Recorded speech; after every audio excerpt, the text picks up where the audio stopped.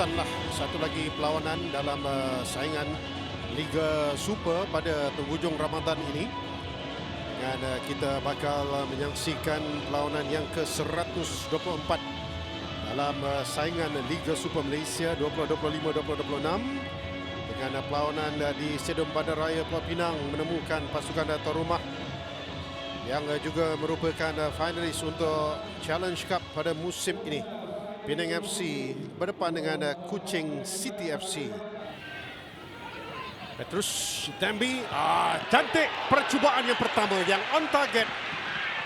Ramdan bersedia di situ untuk menepisnya keluar, menafikan Ronaldo Wanja tambahan jaringan pribadinya.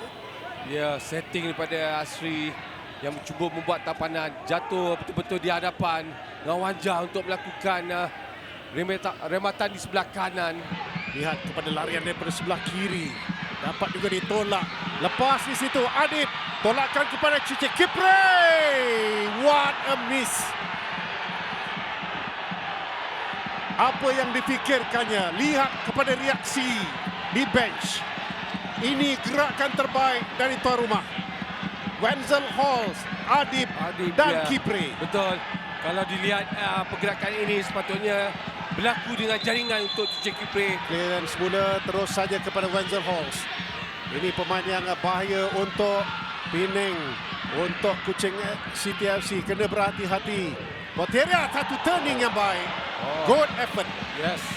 Sebab dia sebenarnya tidak melihat kepada pintu gol, tetapi satu turning dan kemudian dia melepaskan rembatan kaki kanan. Ya, dalam bentuk kawalan dadaan pertama, tampanan, turning dan terus melakukan rembatan. Oh, kalau bola tersebut masuk, Haji, saya rasa antara terbaik dari segi kawalan, drop ball dan hanya sedikit melintas di sebelah kanan Aziz.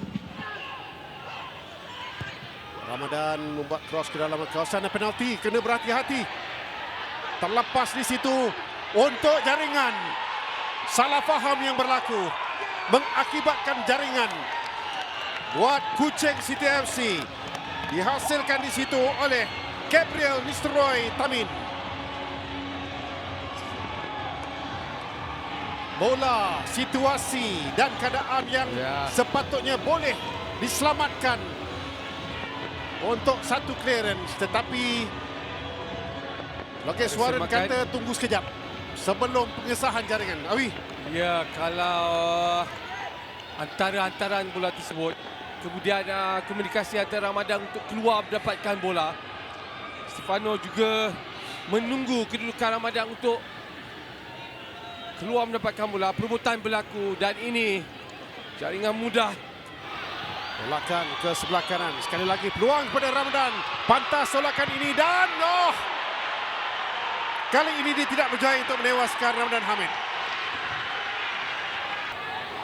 Melompat kecewa sebab ini adalah peluang terbaik untuk Nisroy. Ya, betul je, saya setuju. Tampanan pertama dia berhentikan daripada sepatutnya terus dia boleh melakukan tapping ke arah gol. Tanigawa memintas. Dikeluarkan oleh Kuosa. Safety first. Tamat permainan. 3 poin buat pasukan pelawat di Stadium Bandaraya Pulau Pinang. Match nombor 124. Penang FC 0, Kuching City FC 1. Selamat menjalani ibadah puasa pada malam-malam terakhir Ramadan ini. Assalamualaikum.